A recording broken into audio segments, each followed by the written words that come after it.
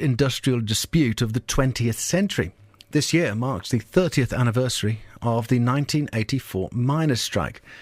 In March of that year, more than 187,000 miners came out on strike when the National Coal Board announced that 20 pits in England would have to close with the loss of 20,000 jobs.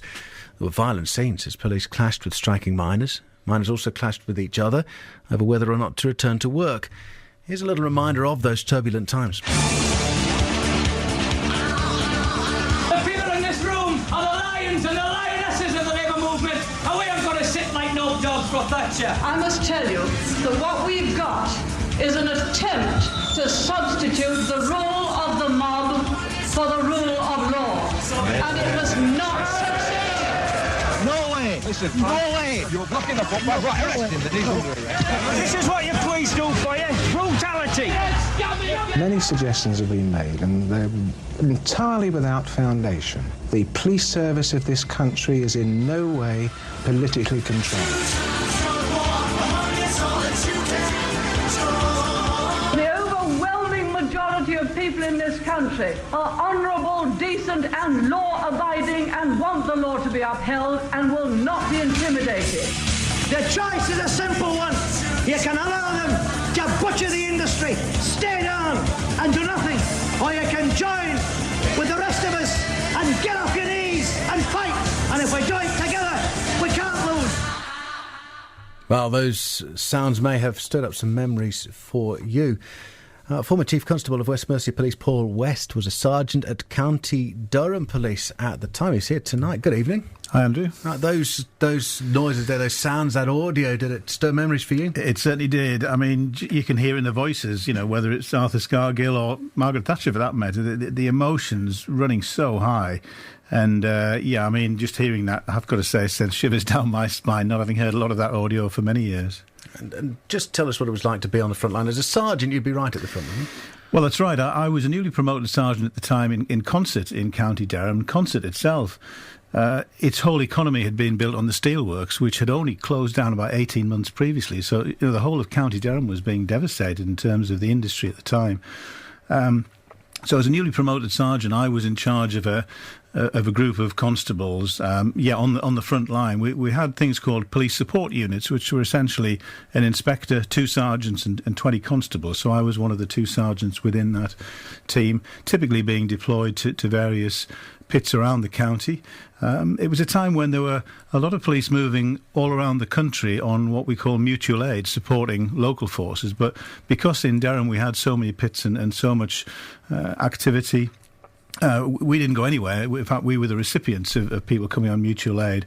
And so we went to a number of pits in County Durham. And over time, things tended to focus on one particular pit, which was the Easington Colliery, where I think it was the first colliery where the people decided, you know, they just needed to get back to work. And that's when emotions got really, really high.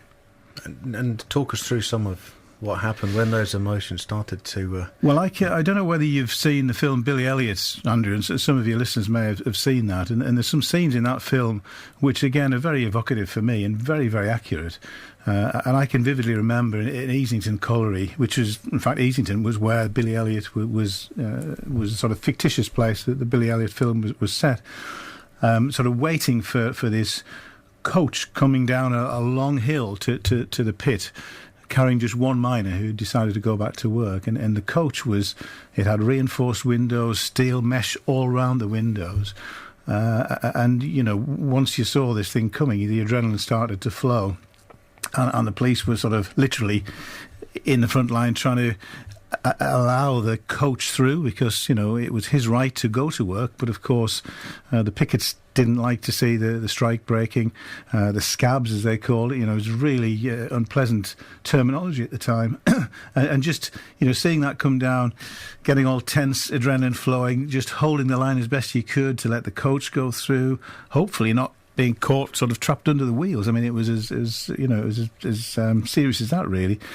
Were you scared when you're on the front line? Well, yeah, you were. I mean, you know, the protection that we had was very limited then. And if you imagine in that particular scenario, a coach coming down, missiles being thrown, you know, without sort of saying who was right and who was wrong, rocks being thrown. You're standing there literally in the line of fire. And this is for about a 5-10 minute period. And then once the coach went in, which inevitably it had to do because this is somebody who wanted to go to work, the emotions gradually settled down and there was a sort of sense of normality for the rest of the day until it was time for him to go home at the end of the day. And that sort of pattern repeated itself for weeks on end until, a few others felt it was time for them to return to work too. And do you think, have things changed over the years? Protests like this, demonstrations, relations with the police? Well, certainly in those days there were legal limits on the number of people who could picket, but there were mass numbers, and it was very, very difficult to control that. The legislation's changed now, such that the numbers are prescribed much more sort of carefully. But it was a time of great tensions, and in many communities in County Durham, where I was from. Times of the Second World War into the 1960s, 70s, in some coastal communities, there were only two jobs for the men to do. They either went down the pit or they joined the police. And there were very strong family links between miners and the police. And this drove huge wedges between all of that too. And it did take some time for relations to mend, but they've done that. But County Durham is a very different place from what it was in the 60s, early 70s. It sure is. Do you go back? Do you? Yes, we still, my wife and I are from the county, we still have friends and family up there. And when you do go to some of the areas where the pits used to be, they have had renovation, they've got new industry there. And in many ways, they're cleaner, brighter looking areas than they used to be. But that proud history of mining, which the county had, people still hang on to that. But sadly, there's not much of it left at all these days. Okay, and I think the bottom line stocks were running low. The closures were inevitable. It was just a huge number of people that were losing their jobs. You're right. It was inevitable. There had been a move towards open cast mining, which was providing some coal, but it was a huge sort of sudden loss of jobs. And as I say, in some communities, virtually, unless you were in the police or down the pit, there was no employment at all. So places like Seaham, where I used to work as a police inspector, huge levels of unemployment as a result of the strike, as a result of the closures, I should say.